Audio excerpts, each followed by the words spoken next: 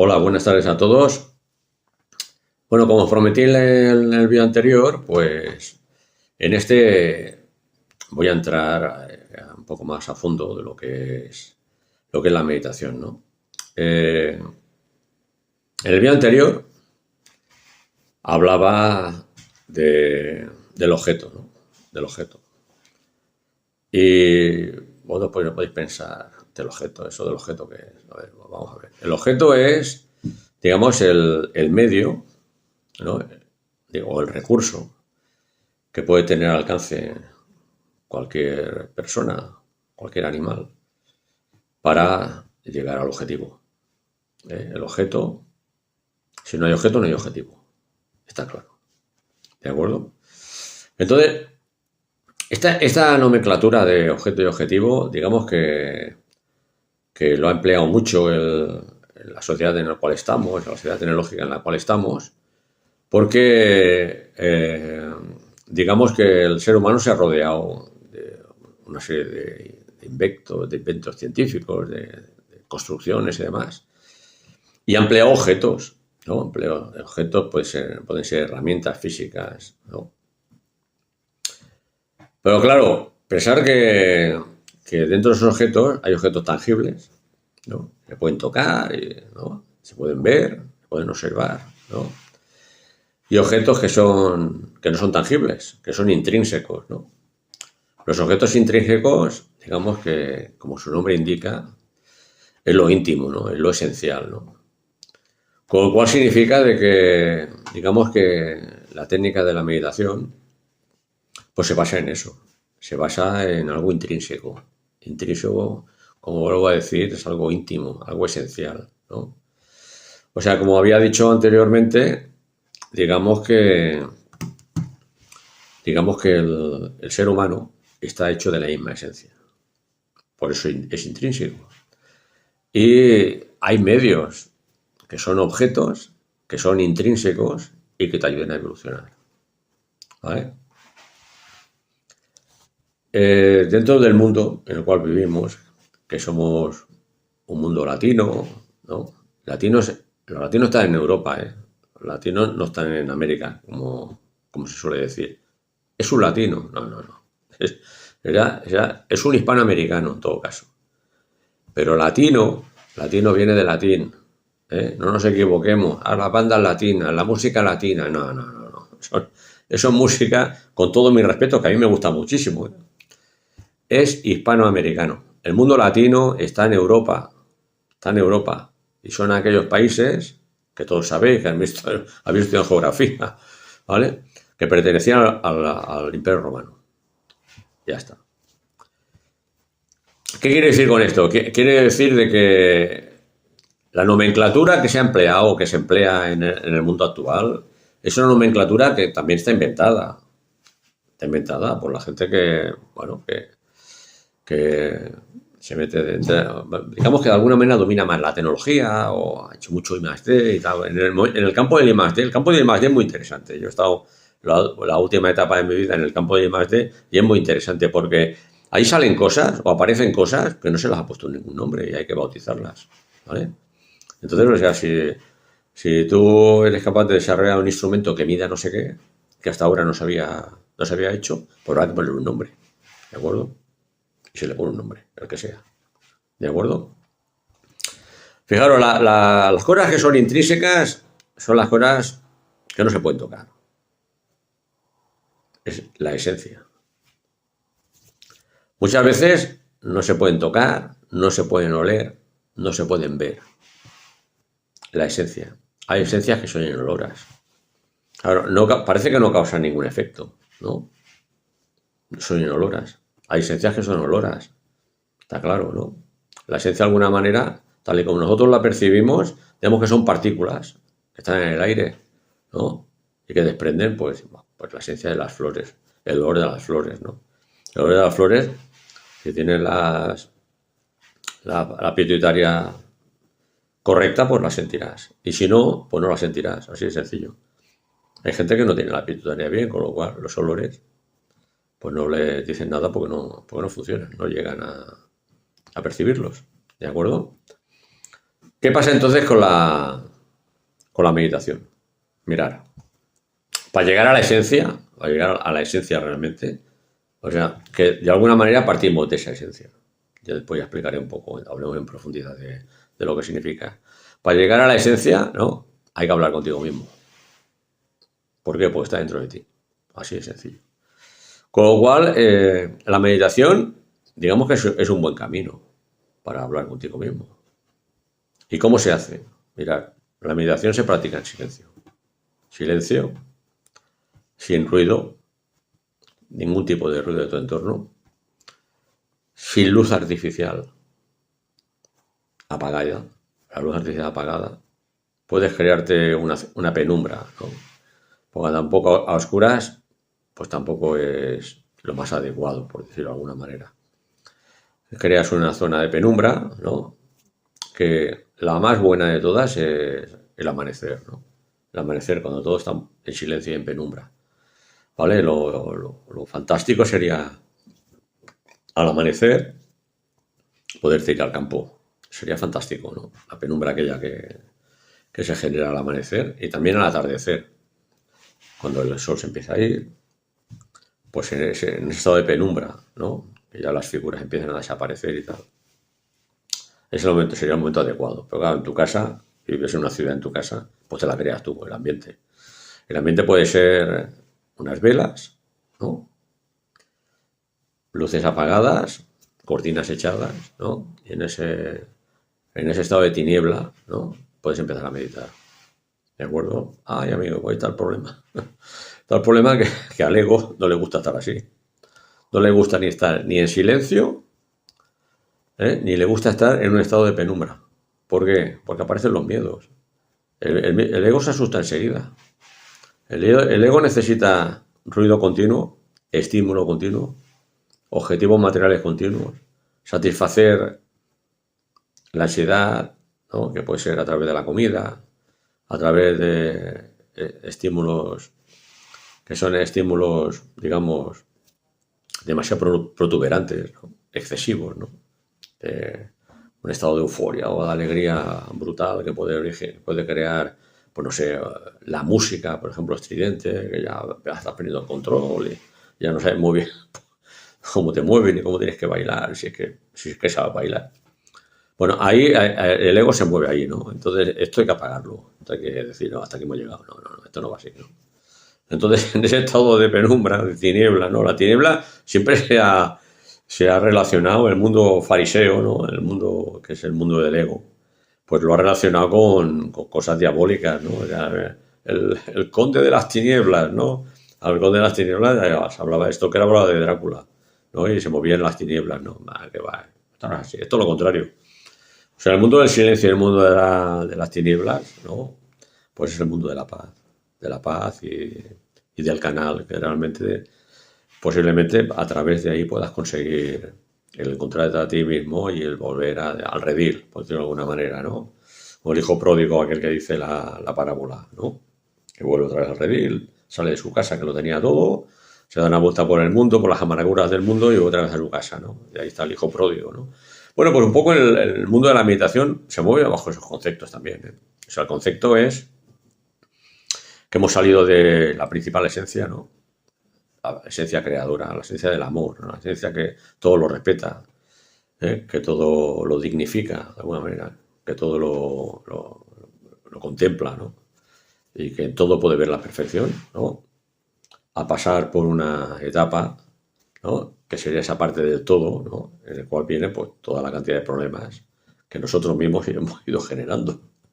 Pues claro, el ser humano tiene ese poder, ¿no? El poder de crear, ¿no? A imagen y semejanza, tan perfecto, ¿no? Y el poder de destruir. Así de claro. Claro, ¿en qué etapa vivimos? Pues estamos en una etapa que parece que estamos creando y estamos destruyendo. Se ve claramente, ¿no? El exceso de tecnología, el exceso de explotación, ¿no? Explotación de los recursos naturales, ¿no? Los recursos naturales nos proporciona la Tierra. El exceso de todo, ¿no? Porque el ego siempre quiere más, más, más, más, más.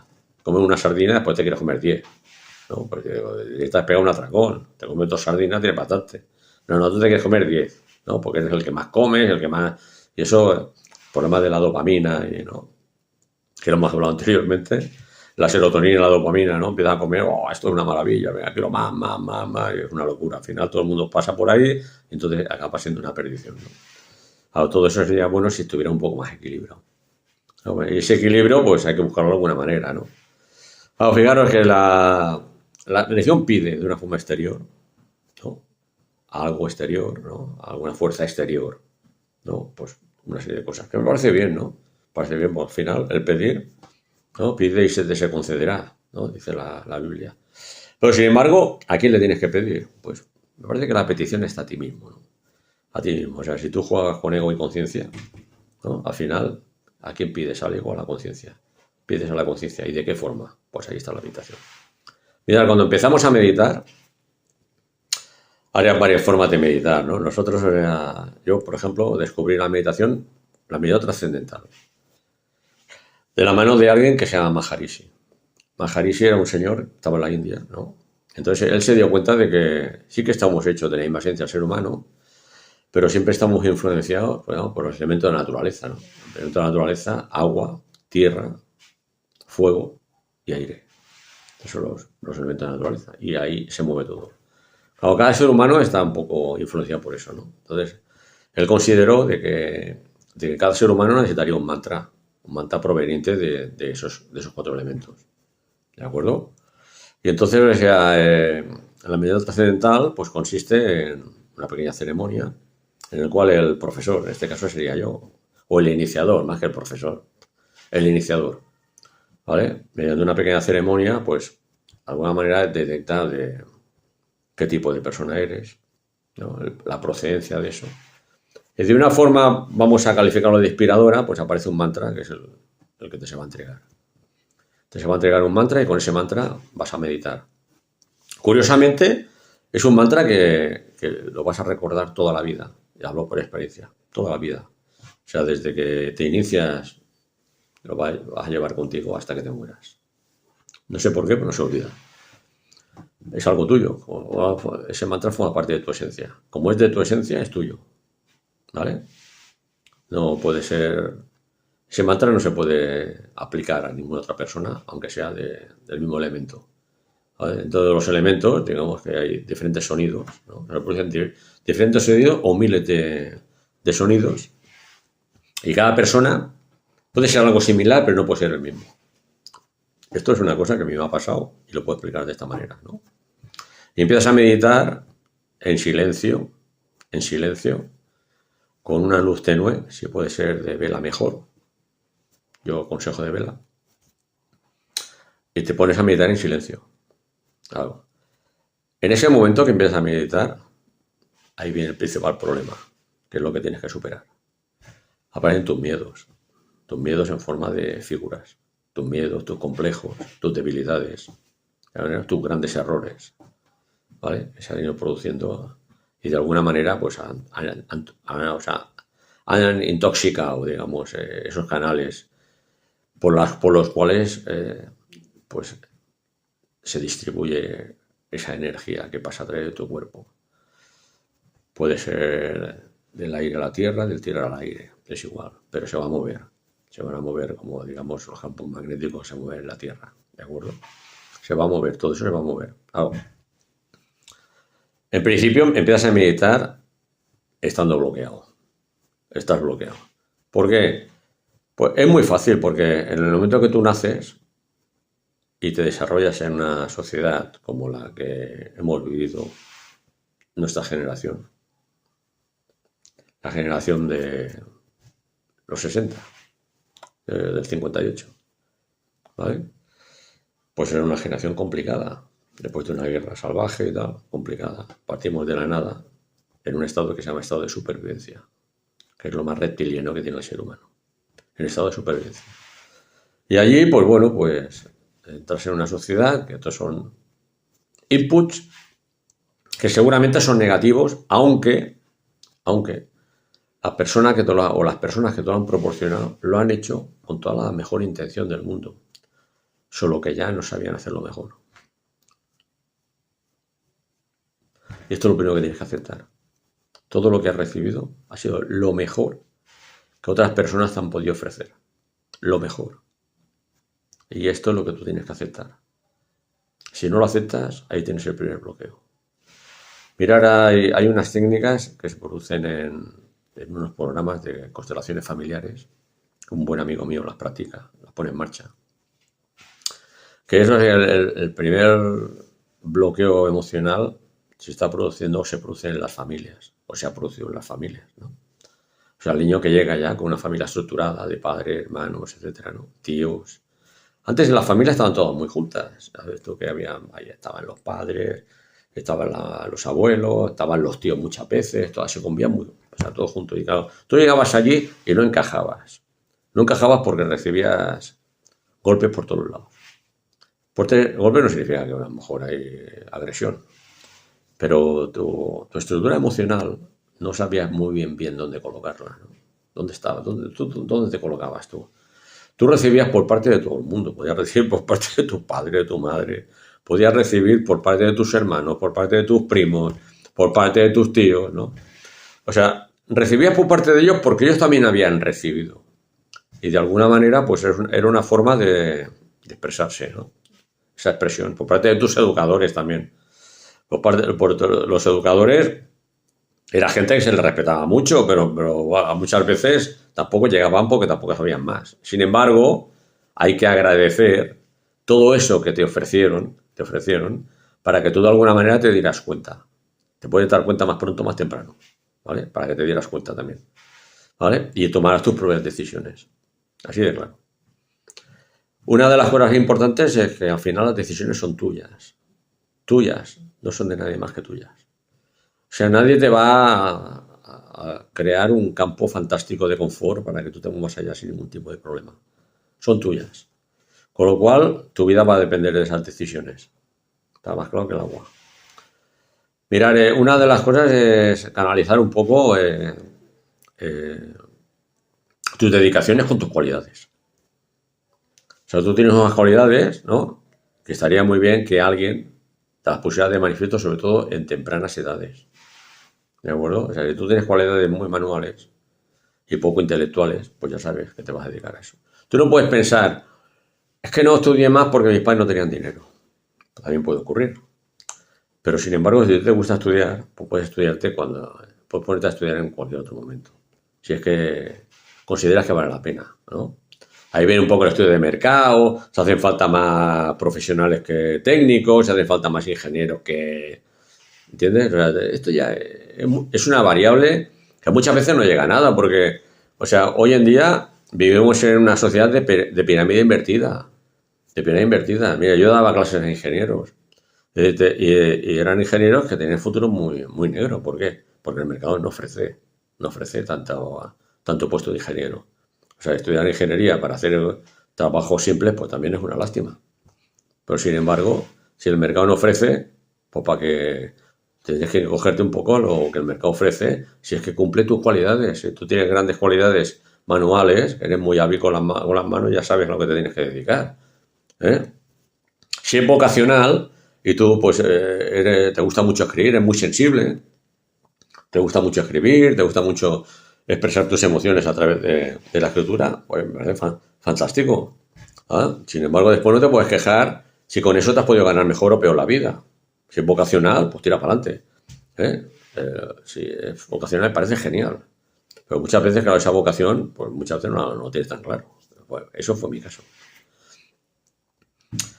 Entonces, cuando te pones a meditar, toda esta serie de deficiencias, ¿no? De deficiencias van a aparecer. Toda esta serie de bloqueos van a aparecer. Van a aparecer en forma de miedo. O sea, van a aparecer unas figuras extrañas, que en forma de fantasmas, ¿no? Que vienen a por ti. Así de claro, ¿por qué? Esa es la manifestación del ego para que abandones la meditación. Esta situación es la manifestación del ego para que abandones la meditación, para que no soportes aquello, para que se apoderen de ti, para que no... A mí se me han puesto los pelos de escarpia meditando. ¿Por qué? Porque me abordaba todo eso al principio de hacerlo todo hace tiempo ya. Y sin embargo es un problema emocional. Un problema emocional que los inputs que tú has recibido durante la niñez, pues a lo mejor no han sido los más adecuados. Pero sin embargo han sido los que te tocaban percibir. Y por eso los has percibido, porque te tocaban.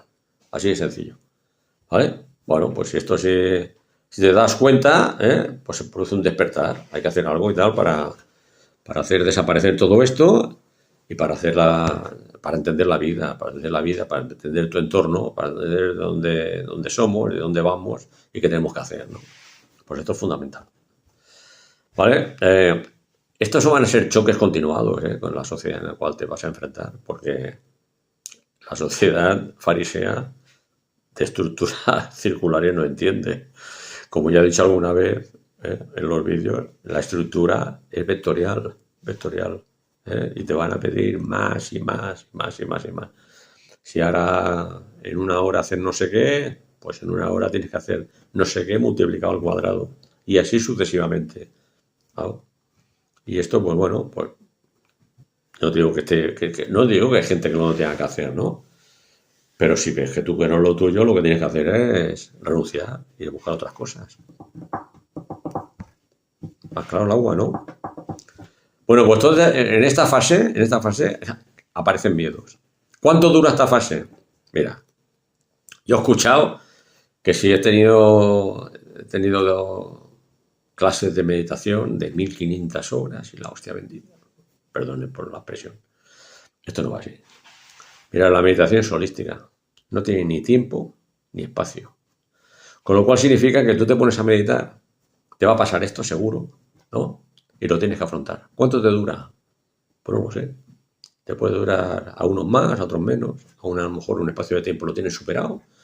Y a otro, pues, yo he conocido gente que abandona porque no lo puede superar. He conocido gente que, según me han dicho a mí, se le ha llenado la habitación de muertos, de figuras mortuorias. Por algo será. Claro, si realmente te mantienes firme ahí, ¿no? Y vas depurando todo eso, ¿no? Llegas a un momento que se llama general cósmico, ¿no? El Maharishi decía que habían 3 fases dentro de la meditación. Una meditación, un estado de conciencia que sería cotidiano, el que nosotros tenemos, ¿no? Superficial, cotidiano, ¿no? Que nos conocemos a nosotros mismos y podemos conocer las figuras que nos rodean y tal y cual, ¿no? Vale, perfecto. Es el estado de conciencia cotidiano. Digamos que sería el cósmico. El cósmico sería aquel estado que empiezas a entender un poco la naturaleza, cómo funciona, ¿no? Cómo está constituida, ¿no? A nosotros, a lo mejor lo sabemos o lo hemos escuchado, pero no somos demasiado conscientes, ¿no? O sea, es fundamental el aire, ¿no? En el aire hay el 21% de oxígeno. Y no te puedes meter en un ambiente que haya menos. El aire no lo ves, ¿vale? Está claro, es intrínseco, no lo ves. Se puede apreciar, pero tú no lo ves, el aire. El oxígeno, tú no lo ves. Tú no sabes qué cantidad de oxígeno hay en un ambiente en el cual tú estás respirando. Ese 21% lo tienes que medir. Sí que hay instrumentos para medir eso, pero tú no lo ves. Lo tienes que coger y analizar, ¿no? Y el 78% de nitrógeno. Nitrógeno, no hidrógeno. La gente se le va la olla con el hidrógeno. El hidrógeno está en la Tierra, ¿vale? Y el nitrógeno está en el aire. Y después hay gases trazadores de luz, como es el argón y demás, ¿no? Con todo esto sí que hay una cantidad de CO2 que viene de las plantas, ¿no? De la función clorófica de las plantas, ¿vale? De acuerdo. Y después hay una cantidad de CO que está producido por la combustión. Muchas de la combustión son combustiones naturales, ¿vale? En la naturaleza se han producido combustiones naturales de toda la vida, proporcionadas por el sol, ¿vale? ¿De acuerdo? Y por estado de sequedad del terreno y tal, pero naturales. Nosotros sí que estamos agravando esta situación, ¿no? Con el exceso de combustión, los gases de efecto invernadero, etcétera, ¿no? Mirad, dentro del mundo de la refrigeración, yo soy experto en refrigeración y medio ambiente, pues en el siglo pasado, en 1800, un tal Thomas Mingley, pues averiguó los CFDs. Fue el inventor, el padre de los CFDs. Al poco tiempo se dio cuenta este señor, que lo hizo con toda la voluntad, de que, hostia, que son altamente peligrosos. Bueno, esto ya lo puso de manifiesto, ¿no? Pero para el fariseo, ¿no? Pues consideró que era, porque el gran descubrimiento, pues esto lo cayó. Así de claro. lo cayó y lo convirtió en el gran negocio, ¿no? Yo creo que se construyeron grandes químicas que lo que hicieron es grandes producciones de CFC y fue el refrigerante que se utilizó en todo el mundo, en todo el mundo. Claro, en 100 años, creó una capa de ozono de 24.000 millones de kilómetros cuadrados. Así de claro. Claro, llegó un momento que era insostenible. O esto se soluciona o la palmamos todos. O morimos todos. Bueno, entonces aparecieron los tratados de Montreal, los tratados de París. De acuerdo, que algunos aceptan y otros no. O sea, los más fariseos no lo aceptan, esto, ¿no? Aunque esté ocurriendo. Pero bueno, de todas maneras está ahí. Quiero decir con esto de que somos nosotros los que estamos destruyéndonos a nosotros mismos. ¿Vale? Bueno, la parte biológica se va a destruir. ¿Y la parte de conciencia? ¿Qué va a ocurrir? Bueno, mira la parte de la conciencia se va a unir con otras conciencias. ¿Vale? Porque es soluble. La conciencia es soluble. ¿De acuerdo? Y así sucesivamente hasta llegar al creador, a la primera conciencia. Porque partimos de ahí. ¿Vale? Esto sería un poco esa primera fase intermedia, por decirlo de alguna manera. ¿Eh? Que tampoco es así, ¿eh? Pero para limitarla un poco y entenderla, pues bueno, tener conocimiento de cómo funciona el cosmos. Nosotros somos parte del cosmos, está claro. Cómo funciona ese cosmos, ¿no? A continuación viene la parte más trascendente, ¿no? Viene la parte divina, sería la conciencia divina, ¿no? Cuando ya realmente estás prácticamente al otro lado, ¿no?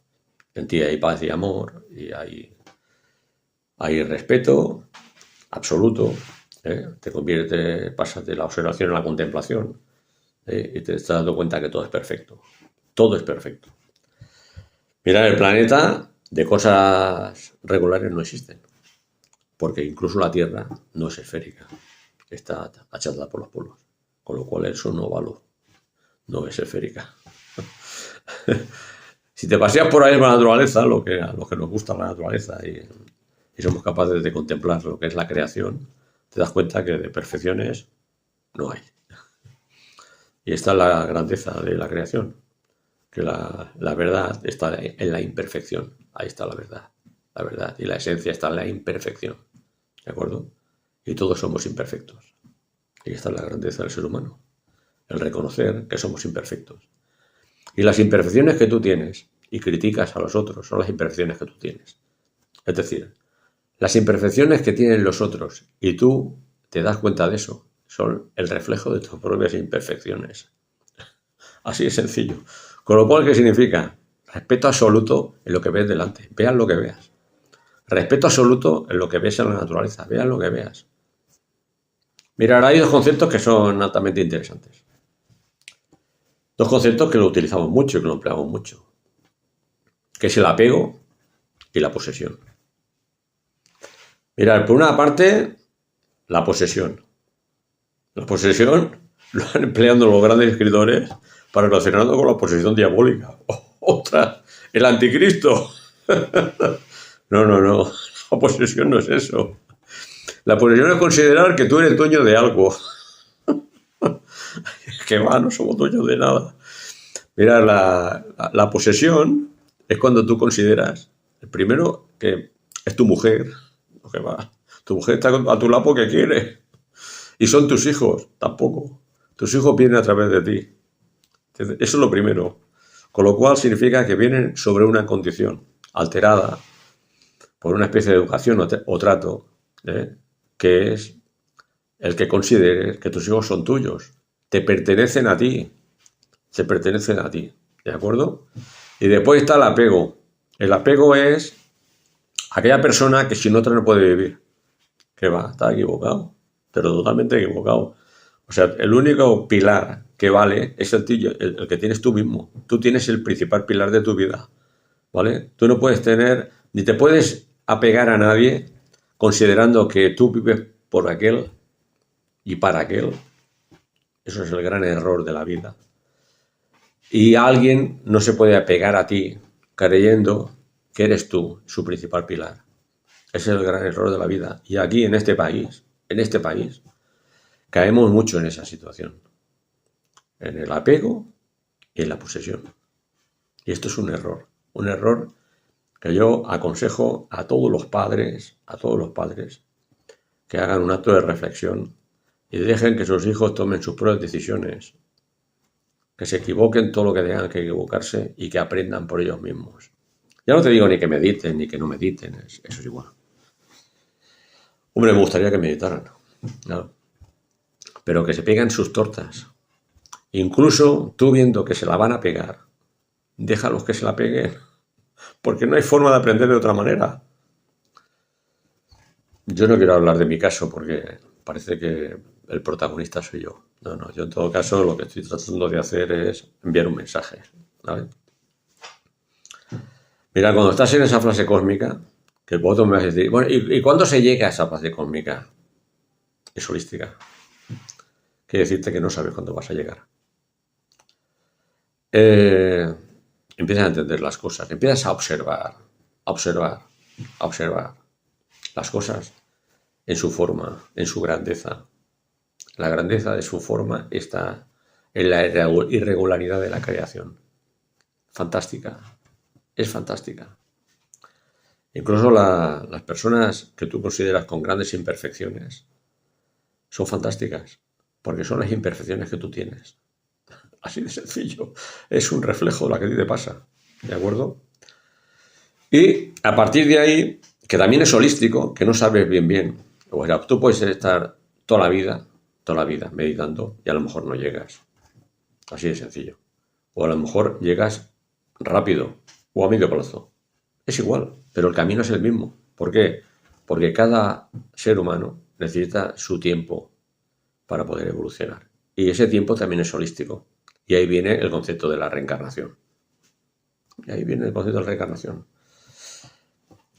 ¿Por qué? ¿Por qué viene el concepto de la reencarnación? Y ahí viene la clave del tema. Nosotros venimos aquí para sanar. ¿Y qué tenemos que sanar? Muchas veces tenemos que sanar las grandes imperfecciones que cometieron nuestros ancestros.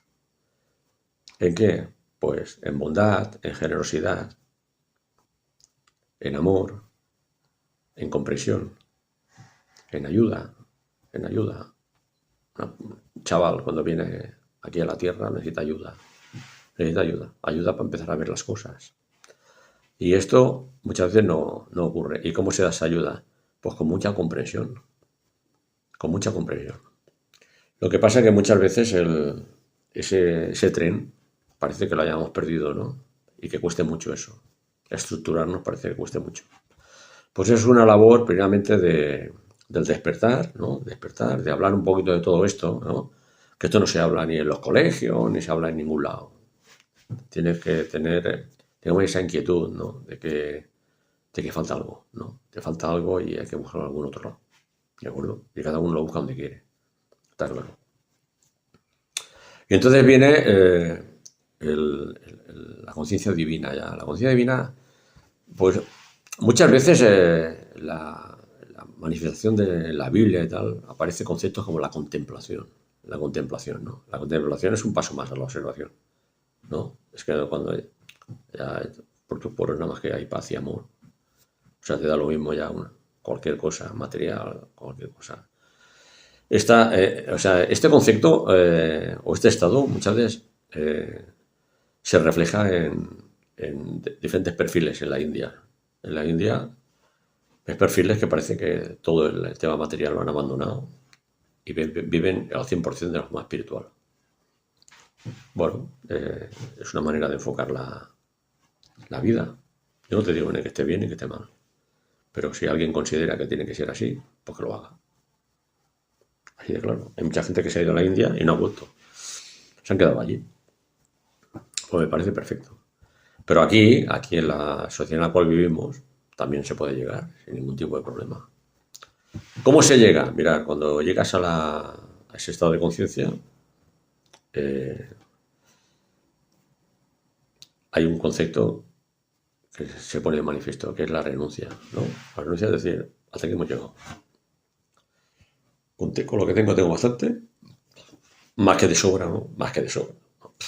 No, ya, ¿para qué quieres más? Más que de sobra. Y lo que voy a hacer es, pues, a trabajarme a mí mismo, ¿no?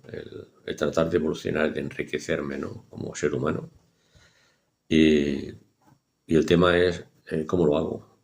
Esta es la gran pregunta. ¿Cómo lo hago? Vuelvo a la iglesia. Mira, ¿por qué se han pasado evangelistas? Estuvieron hablando conmigo. Perfecto, no hay ningún problema. Yo no le cierro la puerta a nadie. Testigo de Jehová, también hablando. Muy bien, me parece genial. Pero claro, lo que no se puede pensar es que si no estás con nosotros, estás condenado. Me estás contando. Eso no se puede, eso no se puede contemplar, ¿entiendes? Y los otros igual. Los cristianos igual. Ya expliqué que, bueno, el que ha estudiado un poco de geografía, perdón, de historia, ¿no? De geografía e historia. De historia, vale. El Imperio Romano era politeísta, ¿de acuerdo? Entonces, en la caída del Imperio Romano en Occidente, apareció pues un tal Constantino, que decían, bueno, que lo calificaron como el grande, Constantino el grande. ¿Vale? Aquí en catalán, Constantí el gran, molt bé, perfecta. ¿No? Y influenciado por su mujer, como todos nosotros, estamos influenciados por nuestras mujeres, ¿no? No que estamos influenciados, sino que la mujer tiene un punto de vista superior al nuestro. Le dijo había soñado con una cruz en llamas, ¿no? Y esto era una señal, un input, que lo que hizo es convencer a su marido para que el Imperio Romano se convirtiera al cristianismo. Perfecto, hasta ahí perfecto.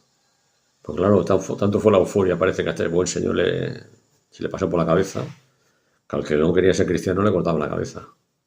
Así de sencillo, lo mataba a plegadas. Eso estableció el, el dogma cristiano, ¿no? La religión cristiana en el mundo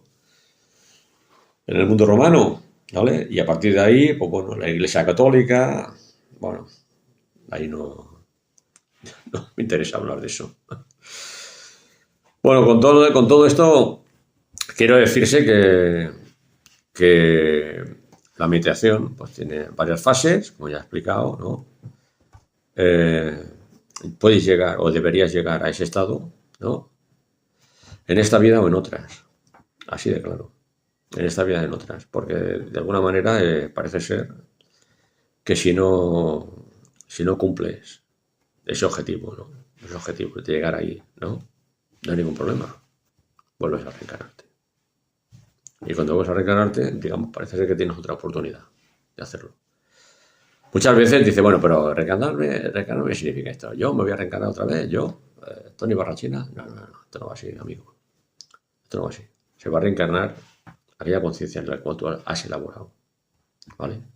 Se va a emulsionar, se va a conjuntar con otras, ¿vale? Y de ahí va a salir otro ser, que puede pensar como tú o no, ¿vale? Que puede hacer las mismas curas que tú o no. Depende de lo que él considere. Porque, entre otras cosas, aquí, en este país, en esta vida, hay una ley, que es la ley del libre albedrío, y la gente hace lo que cree o lo que considera que tiene que hacer, o deja arrastrarse otra vez por el ego, o el ego lo abandona y pasa a buscar su estado de conciencia. Y esto, amigo, no para. Esto no para. Con lo cual, la única forma de parar es que nosotros mismos nos autodestruyamos. Y este es el problema. Nos podemos destruir como biología, que somos. Yo no sé si saldrá otra criatura que sea capaz de adaptarse a un medio más hostil, ¿no? Con un aire más ácido, ¿no? O menos irrespirable, ¿no? Menos irrespirable en función del metabolismo que nosotros tenemos. Si nuestro metabolismo cambia y somos capaces de sacar energía pues, a un dióxido de carbono o a otro componente de gases, otra composición de gases, pues a lo mejor sale algo que es capaz de resistir eso. Pero bueno, nosotros como somos, pues no vamos a ser capaces, vamos a extinguir. ¿De qué va a ser la culpa? ¿O qué somos los responsables? Pues pensar que la culpa no existe, ¿eh? De alguna manera. Eres culpable de... No. Eres el responsable.